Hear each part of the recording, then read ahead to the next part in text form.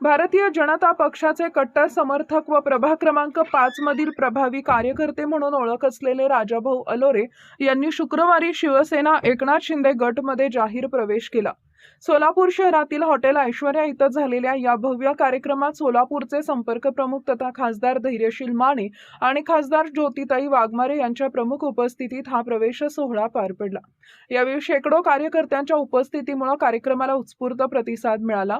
राजाभाऊ अलोरे यांच्या प्रवेशामुळे सोलापूर शहरातील राजकीय समीकरणांमध्ये बदल होण्याची चर्चा सुरू झाली असून भारतीय जनता पक्षाला मोठं खिंडार पडल्याची चर्चा राजकीय वर्तुळात रंगली आहे। या प्रवेश सोहळ्यास जिल्हाध्यक्ष अमोल बापू शिंदे, मनीष काळजे, माजी आमदार सिद्धाराम म्हेत्रे, प्रियदर्शन साठे, रमेश बारसकर, निवृत्त पोलीस अधिकारी नागनाथ पाटील यांच्यासह विविध क्षेत्रातील मान्यवर उपस्थित होते। यावेळी उपस्थित मान्यवरांनी राजाभाऊ अलोरे यांचं शिवसेनेत स्वागत करत त्यांच्या सामाजिक व राजकीय कार्याचा गौरव केला। आगामी काळात पक्ष संघटना अधिक मजबूत करण्यासाठी तसेच जनसामान्यांचे प्रश्न सोडवण्यासाठी एकत्रितपणे कार्य करण्याचा निर्धार व्यक्त करण्यात आला। दरम्यान नागनाथ पाटील यांच्या नेतृत्वाखाली प्रभाग क्रमांक 5 मधील शेकडो कार्यकर्त्यांनीही शिवसेना एकनाथ शिंदे गटमध्ये प्रवेश केला। त्यामुळे शहरातील शिवसेनेची ताकद आणखी वाढल्याचं मत उपस्थितांनी व्यक्त केले। कार्यक्रमात उपस्थित कार्यकर्त्यांमध्ये उत्साहाचं वातावरण होते। घोषणाबाजी, टाळ्यांचा कडकडाट आणि जल्लोषात पार पडलेल्या या प्रवेश सोहळ्याची चर्चा शहरभर पसरली आहे। मुंबईत आम्ही सहज कामावरती गेलो होतो। तानोडे साहेब होते, मी आमदार विजयकुमार देशमुखवरून बसलो होतो। तानोडे म्हणले चला जरा सेनाभवन जाऊन काम आहे म्हणले। म्हटलं मी कशाला येऊ, काय काम आहे माझं। मग मला सर म्हटलं मी गेल्यानंतर आमची भेट झाली। त्या तिथं सिद्धाराम म्हेत्रे ताई हे सगळे तिथं होते, साठे साहेब ते होते। मग बोलता बोलता म्हणले हा भाजपचा कार्यकर्त्याला सेनेत घ्या, असं जर आणण्यात झाले। असं करत करत आपली प्रक्रिया सुरू झाली। मग सर्वांनी सहकार्य मी केलं। तसं तर सोलापूरातली पहिली शाखा वार्ड क्रमांक 58 पानवे शाखाचं मी शिवसैनिक आहे। सोलापूरची पहिली शाखा 1985 ला त्या कामात मी काम करत होतो। माननीय आमदार विजयकुमार देशमुख त्या भागात राहतात, माझ्या भागात राहतात। आम्ही आमचं लहानपण तिथंच गेलो होतं। कालांतराने जेव्हा भाजप सेना युती झाली, पहिल्यांदा लिंगराज वल्ला साहेब उभारल्यानंतर आम्ही प्रचारात सेना म्हणून आम्ही सगळे भावनेचे कार्यकर्ते काम करत गेलो। स्वर्गीय बाळासाहेब शिंदेने त्यांनी बी पूर्ण ह्या प्रभाग पश्चिम भागामध्ये शिवसेना दबदबा निर्माण केला होता। असा अनेक कार्यकर्ते आम्ही जोडले गेलो। नंतर हा भाग पूर्ण 25 वर्ष आमदार विजयकुमार देशमुखला भाजप सुटल्यामुळे आम्ही भाजपचं काम करतच गेलो। नंतर मी माझं घर सोडून बाळ्यात राहायला गेलो तेव्हा आमदार विजय देशमुख म्हटले तुला आता भाजपचं काम करावं लागेल। म्हटलं भाजप सेना युती एकच आहे की मला कसं काय नाही। म्हटलं मला त्यांनी हार घातले, शेला घातले। मग मी निवडणूक लढवलो। तर पहिल्यांदा जी निवडणूक झाली महापालिकेची, तर भाजपचं तिकीट दिलं एका कार्यकर्त्याला, त्याला फक्त 95 मतं पडले होते। मग नंतर कालांतराने निवडणुकानंतर मग माझ्या पत्नीला तिकीट दिलं साहेब, 1700 मतं पडले। सुरुवात माझी भाजपची सुरुवात झाली। नंतर मग ओपन वाढ झाल्यानंतर मला 3600 मतं पडले होते। आणि कालच्या वर्षी काम करत असताना मालकांनी सगळं सहकार्य केले, भरपूर निधी दिला, विकास कामं करू शकलो। परंतु स्थानिक राजकारणामुळे माझा बळी गेला। त्याशी आमदार साहेबांची मातोश्रीचं निधन झालं। पालकमंत्र्यांनी माझं तिकीट कट केलं, हा देशमुखचा माणूस आहे म्हणले। मग मी घरा बसलो होता, जो आपल्याला राजकारण नको म्हणलं। मग कार्यकर्ते आमच्या सगळ्या महिला भगिनी जे साथ देतात नेहमी मला उभारू म्हणले, आपण अपक्ष उभारलो। आम्हाला बापू ते म्हणलं होते की सेना तिकीट घ्या, तर माझं भाजप तिकीट फिक्स होतं। शेवटच्या मोमेंटला असा आमचा घात झाला। मग लोकांच्या घरात मी नोंद लढवलं। मग मला 5366 मतं पडले। 830 मतांनी मी माझा पराभव झाला। नंतर परत घरात बसल्या मग म्हणलं आपलं जे आपलं मूळ स्थान आहे तिथं जावं लागतं आपल्याला म्हणलं। असं काय पक्ष बदलून नाही। आणि ह्या पुढं आता सेनेत मी काम करताना तिकीट मिळून नाही मिळून मला कुठली जबाबदारी पार पाडेल, तिकीट नाही मिळून परत पक्ष बदल असलं मी काय धंदा करणार नाही। हे माझं शेवट आहे। शेवट आता माझा भगवा झाली, माझ्या गळ्यात शेवट मरसतो। तिकीट मिळालं नाही, मी पक्ष बदलायचं असं मी धंदा करणार नाही। कधी पक्ष बदललं नाही, माझ्याला अन्याय झालेला आहे। मी पक्ष बदललं नाही आणि माझ्या मूळ घरी आलेलं आहे। त्यामुळे आज मला प्रवेश दिला, मी सर्व कार्यकर्त्याचे आभार मानतो। मग आपण जे सांगाल ते मी काम करायला तयार आहे। सर्व मान्यवर, समोर बसलेले सर्व सन्माननीय पदाधिकारी आणि शिवसैनिक, आज सकाळपासूनच आपण बघतोय की सन्माननीय संपर्क प्रमुख, आदरणीय खासदार आणि संसदीय उपनेते माननीय धैर्यशील माने साहेब यांच्या नेतृत्वाखाली शिवसेनेमध्ये अल्पावधीतच सोलापूर जिल्ह्यात एक नवचैतन्याचं वातावरण निर्माण झालेलं आहे। आणि जसं आदरणीय खासदार साहेबांच्या नावामध्ये धैर्य पण आहे आणि शील पण आहे, मला वाटतं की लढणाऱ्या प्रत्येक कार्यकर्त्याला धैर्य मिळतंय आणि त्याचीच परिणिती म्हणून आज माननीय राजाभाऊ अलोरे साहेबांसारख्या अत्यंत ताकदवान नेत्याचा प्रवेश आज शिवसेनेमध्ये आपण पाहतोय. माननीय राजाभाऊ अलोरे यांचं मी शिवसेनेमध्ये मनापासून स्वागत करते आणि मला वाटतं की आपण नवीन पक्षात आलेला नाही आहात. जसं म्हणतात की सुबह का भूला अगर शाम को घर लौटे तो उसे भूला नहीं करते. आपण स्वतःच सांगितलं की आपण सोलापूरच्या पहिल्या शाखेचे, मूळ शाखेचे पहिले शिवसैनिक होतात. तर आज पुन्हा तुमच्या मूळ घरी तुमचा प्रवेश झालेला आहे आणि या घर वापसीसाठी मी तुमचं मनापासून स्वागत करते. खरं तर मी नेहमी राजाभाऊंना ते एक राजकीय नेते असण्यापेक्षा जास्त एक सामाजिक कार्यकर्त्याचा अँगल मला त्यांच्या कामामध्ये खूप जास्त प्रमाणामध्ये दिसतो. आमचे नगरसेवक प्रियदर्शनजी साठे यांनी त्यांच्या प्रवेशाच्या संदर्भात वेळोवेळी पाठपुरावा केला आणि राजाभाऊंच्या बाबतीत सांगायचं झालं तर सोलापूर शहरामधली कुठलीही समस्या असेल, कुठलीही अडचण असेल तर नागरिकांच्या प्रत्येक प्रश्नासाठी अत्यंत आक्रमक पद्धतीने आवाज उठवणं आणि त्यासाठी जनतेच्या समस्येसाठी नेहमी लढत राहणं हा त्यांचा स्वभाव आहे.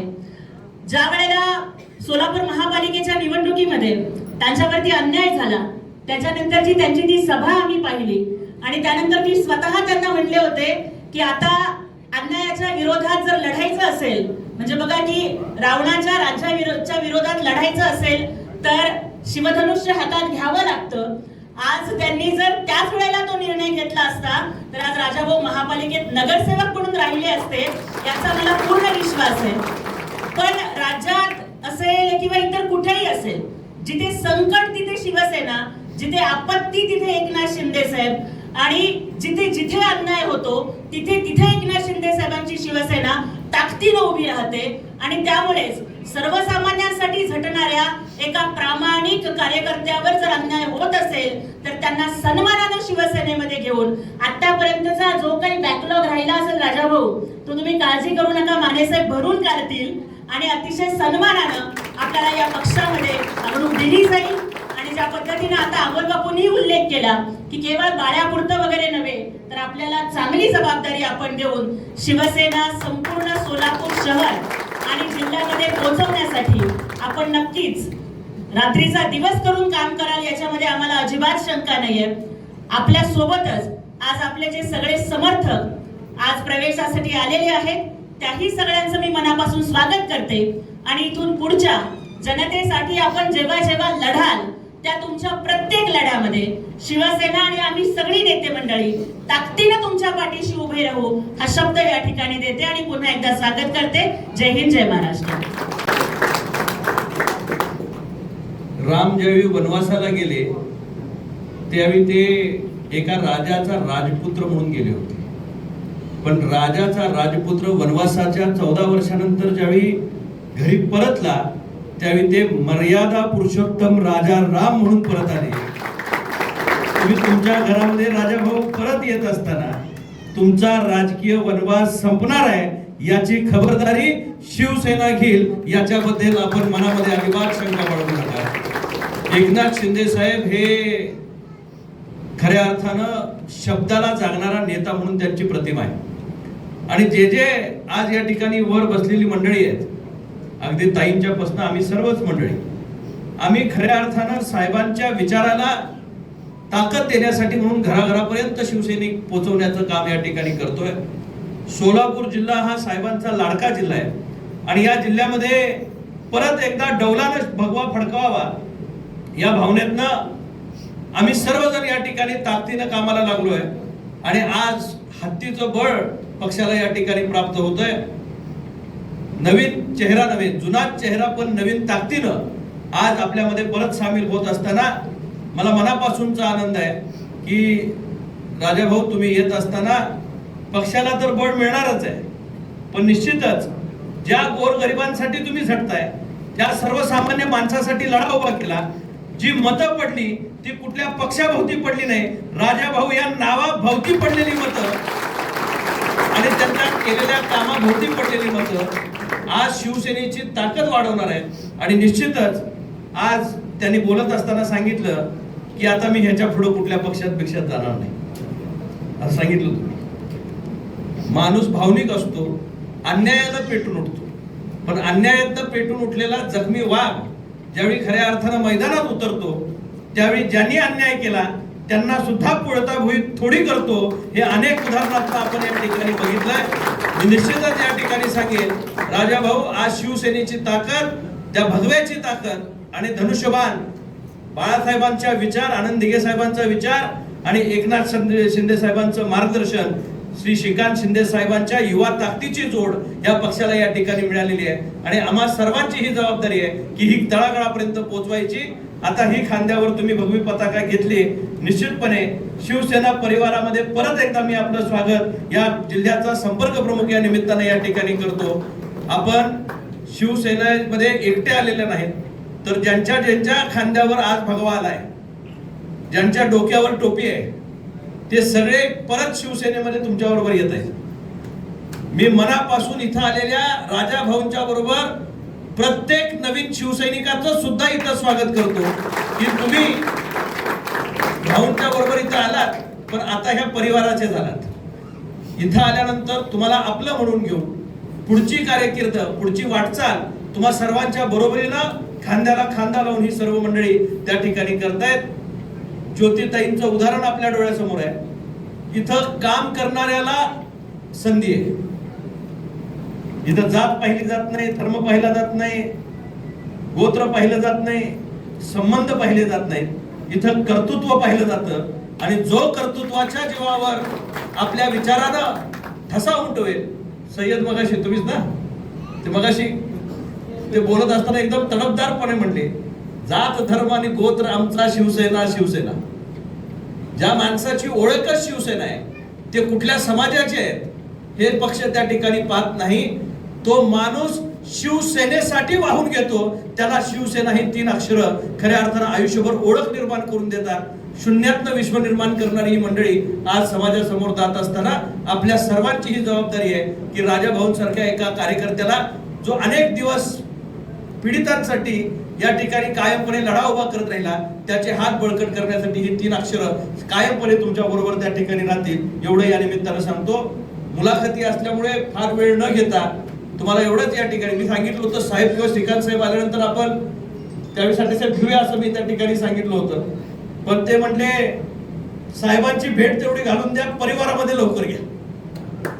आज आपण शिवसेनाची पहिली बैठक या ठिकाणी होत असताना निश्चितपणे तुम्हालाही आम्ही कुठल्या तरी जबाबदारीमध्ये गुंतवू की ज्याच्यामधनं पक्षवाढीसाठी तुम्हाला या ठिकाणी स्थानिक पातळीवर काम करायला मदत होईल.